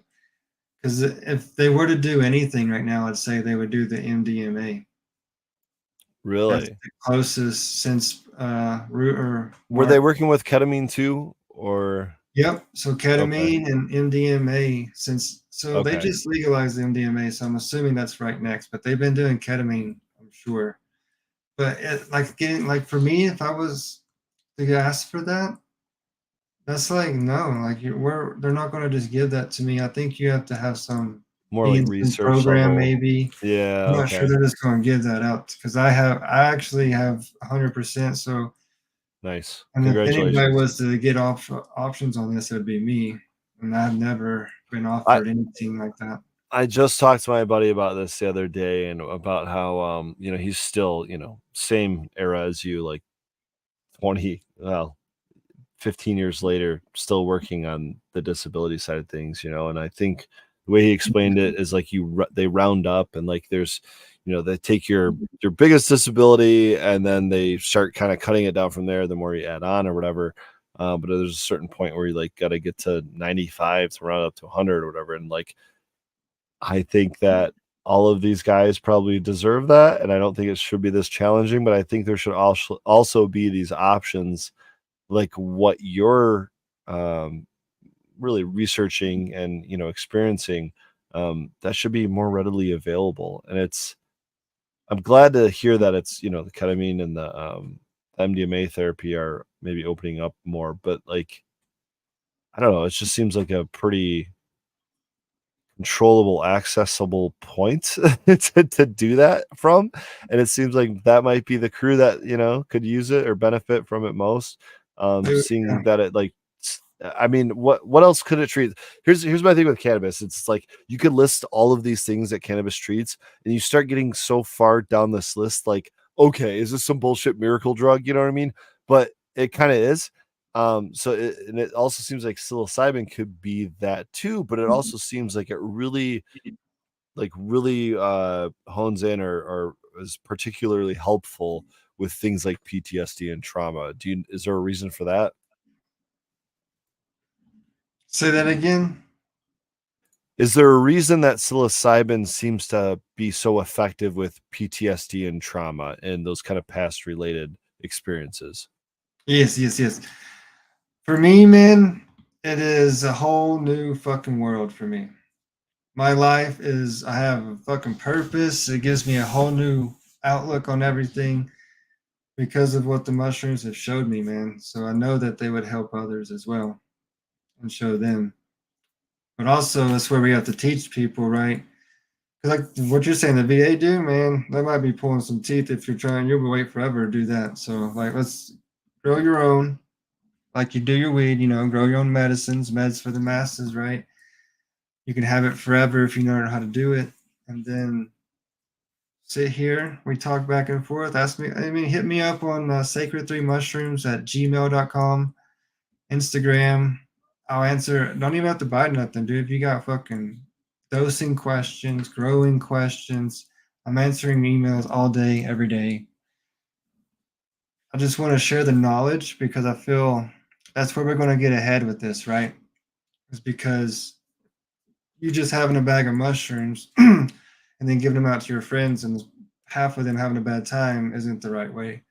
But if you actually understand what percentage, about what you're growing, what milligram of psilocybin is in them, how much you're actually giving them, all that plays a part. And I hate to see it abused for someone to have a bad time. This scares them to never want to touch it again. But I mean, it's a tall order to ask someone to jump in at 5 grams, dude. Like, I think you're asking for a lot of people to have a I bad think time that's with that. something.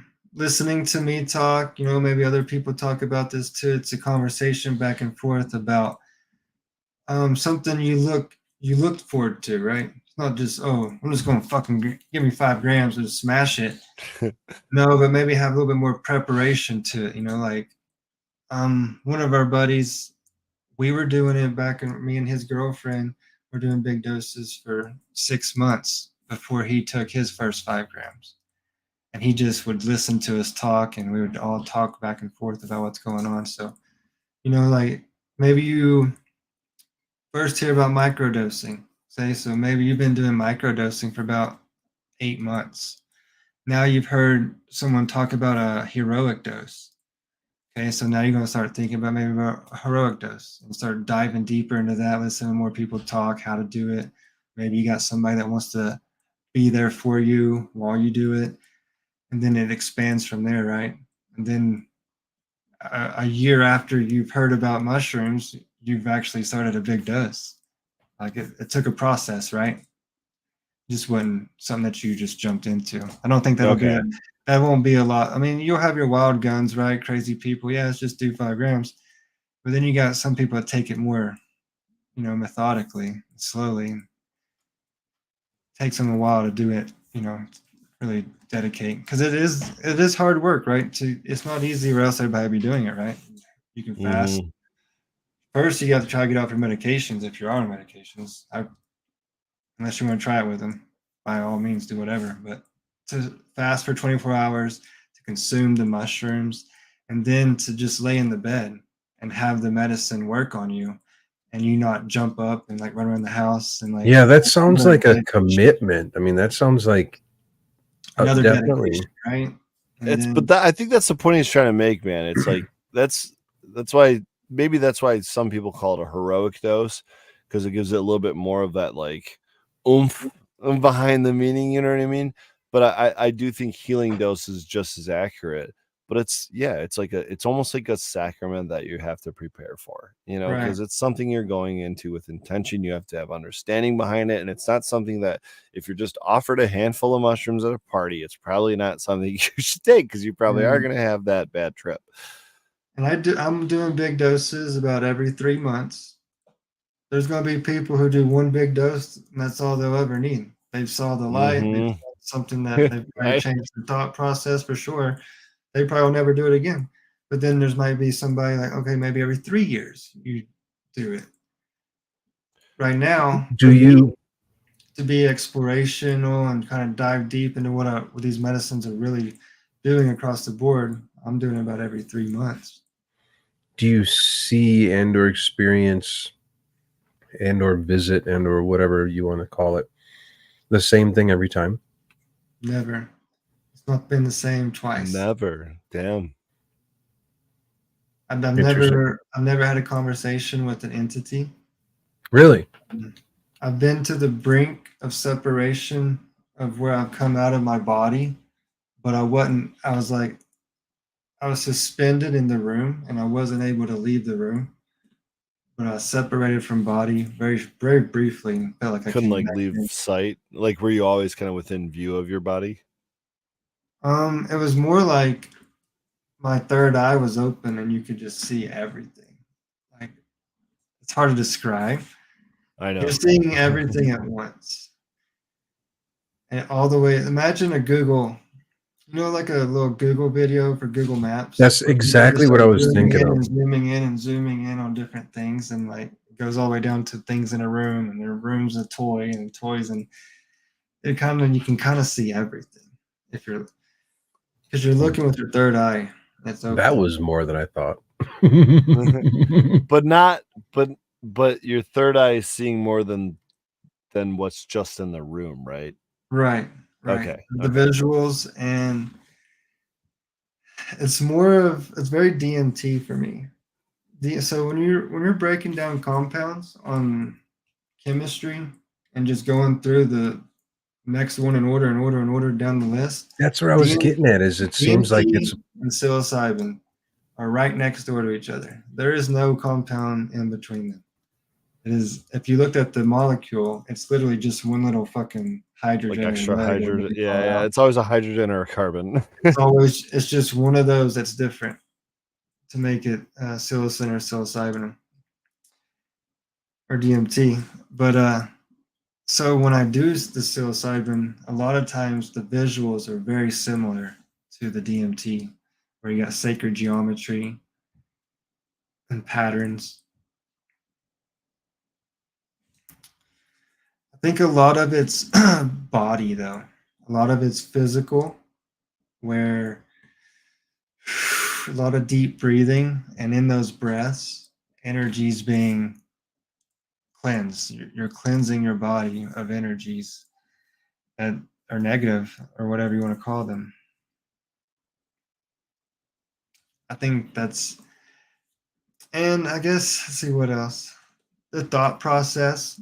So we live our days grinding, doing the same shit over and over, and some things that we are doing we know are hurting our bodies or killing us slowly, but we don't pay no mind to it. We're just in our own little rut. I call it a rut. You're just fucking grinding that rut all day long. Then you take 5-7 gram dose of mushrooms and you have your intentions in play. Well, why am I angry? Why am I fucking smoking all this weed? Why do I do whatever fucking drugs or whatever the fuck you do? And you have those things come up in the trip. I feel like the mushroom solves them for you after dealing with them for a minute, and it pulls you out of the rut so that you're able to see fully and say, okay, I'm doing this wrong. I'm doing this wrong. Like, this is how I stay out of that rut. And then you come out of your trip and you've been showed the light and like how you can change some things, but then you have to like put in more work at the to keep that from happening again, right? It's you've said that before, or especially early on in this podcast, about how you have to put in the work after the fact.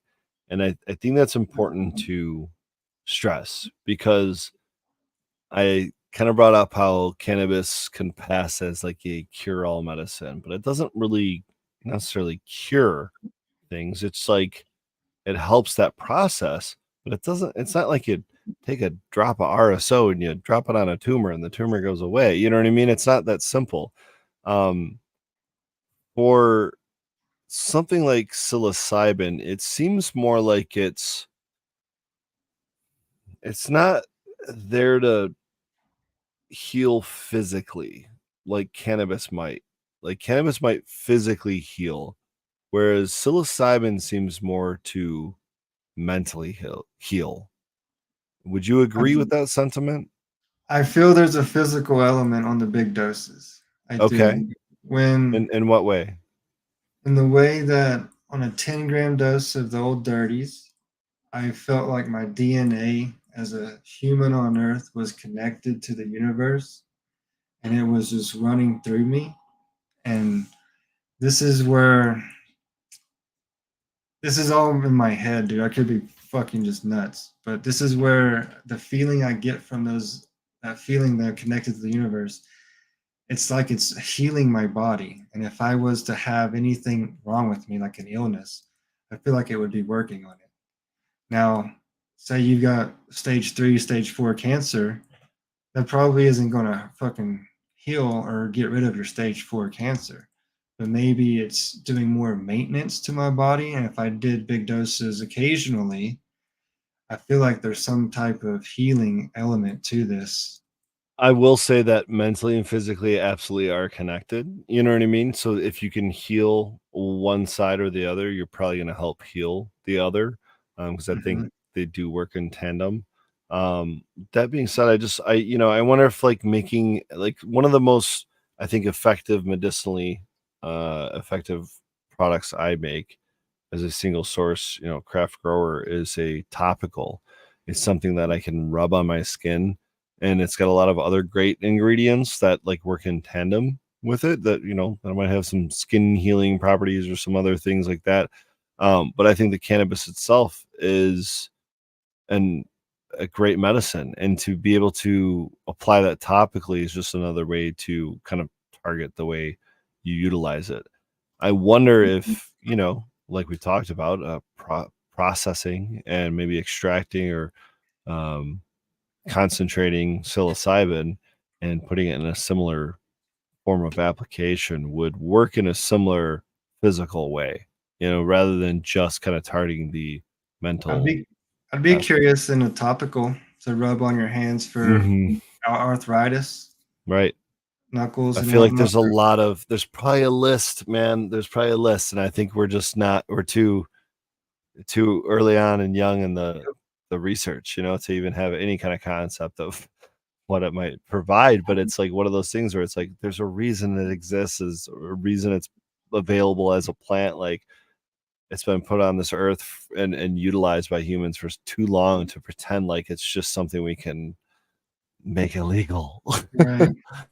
Can't contain it. Shouldn't contain it, man. It's too magical, truly.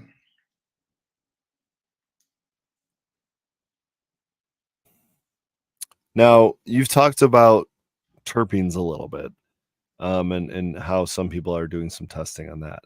But what are the reasons people are growing specific strains of mushrooms they're growing right now? And I refer back to penis envy because it's a very popular one here in Michigan right now.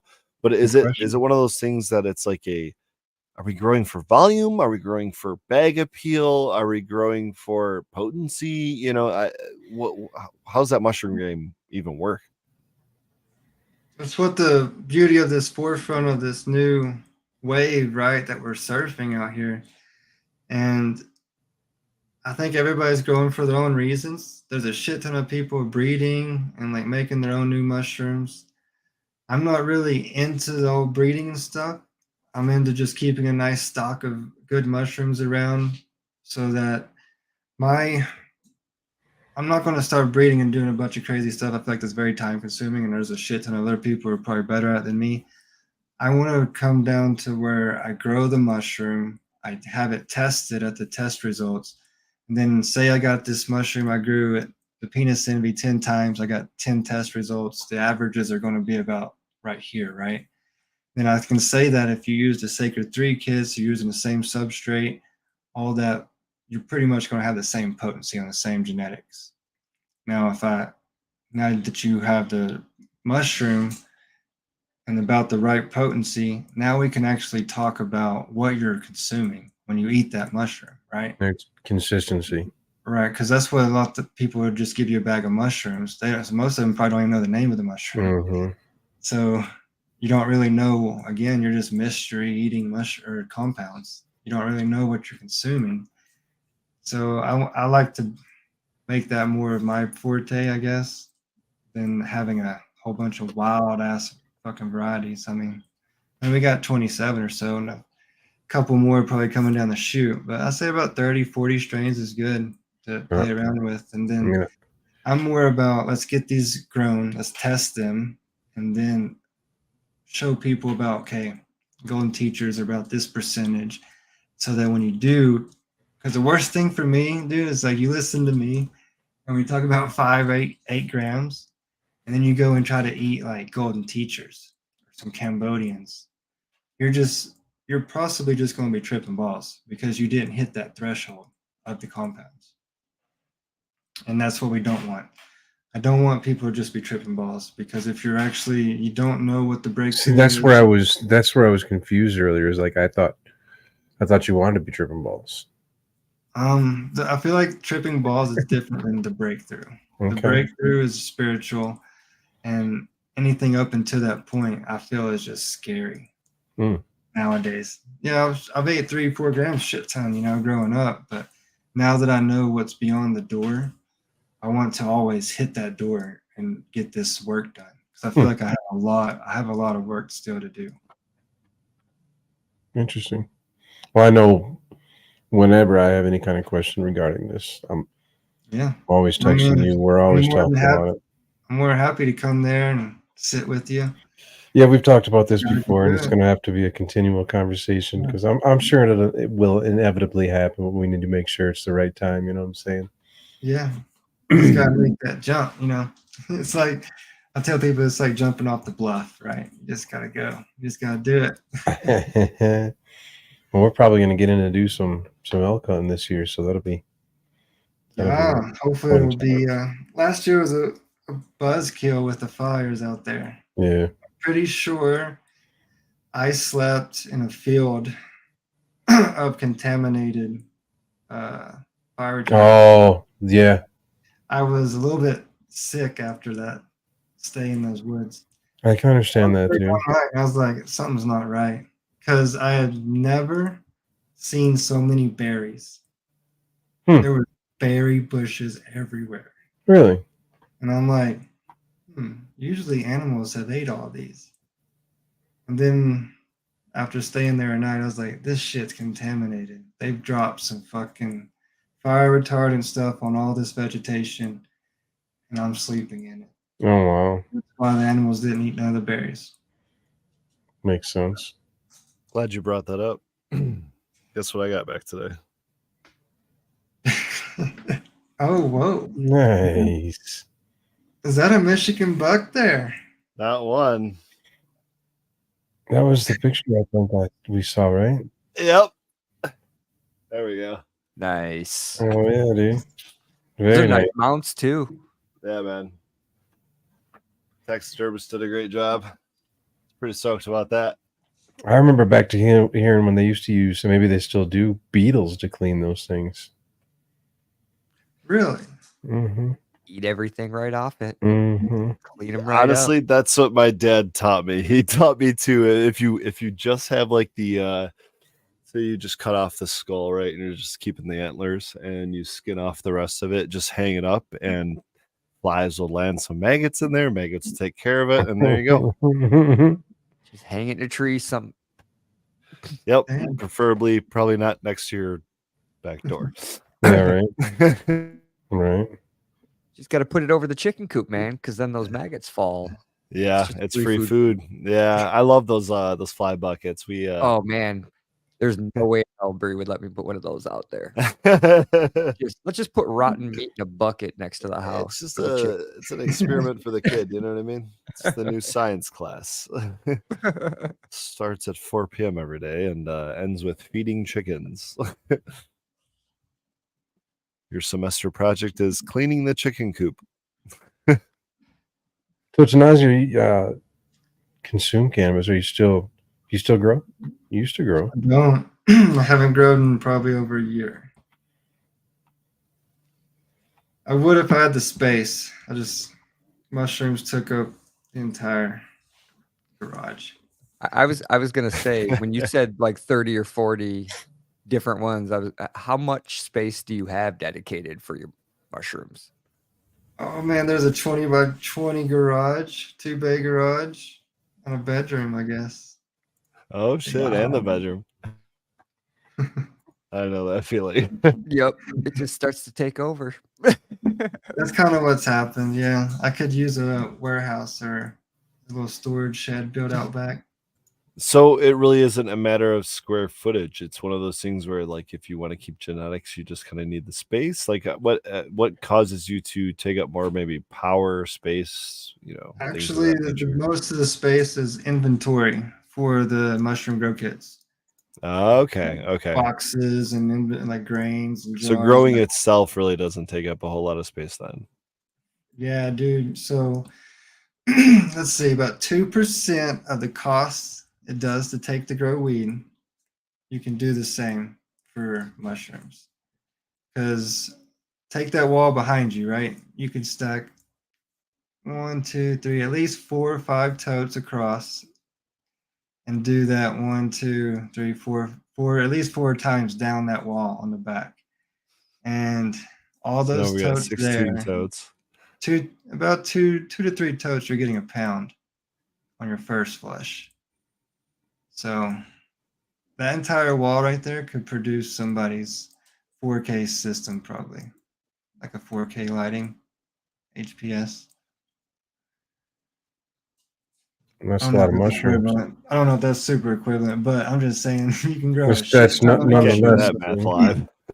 That's So a lot of that's where, mushrooms. like, Yeah. the price point, right? The weed doesn't make money. You're lucky to get $150 for a bag of good flowers, but a good bag of mushrooms could still get you 150. Sure. So that was a fun thing that happened here in Michigan last year. Is a lot of the people that have been doing mushrooms for a little while started getting real upset because everyone started doing mushrooms and found out how easy it was to do, and it kind of tanked their business plan, just like what happened in the cannabis industry over the last few years. Oh, it'll get so weed's already saturated, so mushrooms are just right there because it's too easy to grow. Everybody's doing it. So, and that's the best part I like because give them away. Just give them away. Everyone should be able to do it. Yeah, just give them away.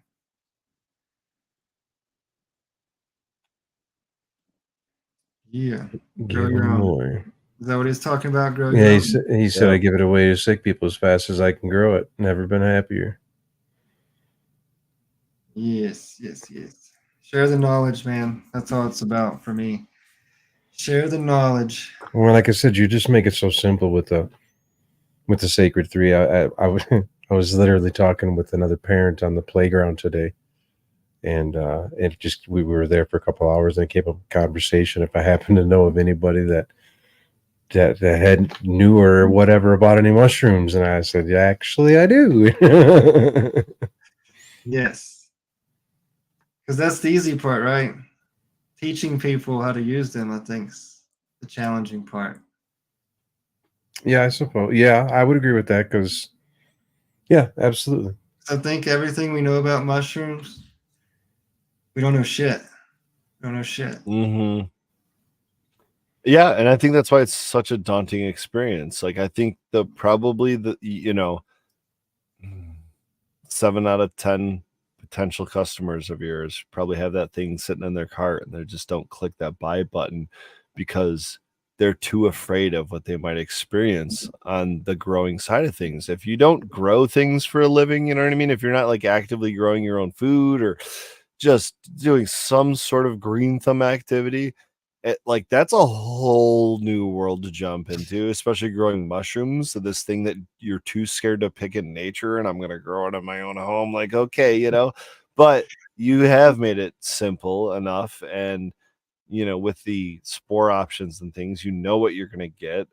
And I think it's one of those things where it's not like running a closed loop system for the first time, or even really probably a wash bag system. It's probably more or less just like growing some peppers, right? Like, what would you compare it to? It seems like it's growing some tomatoes, growing some peppers, man. Okay.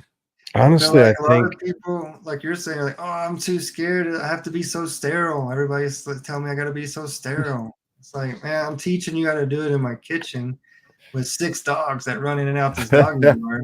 There you go. You can grow them, trust me.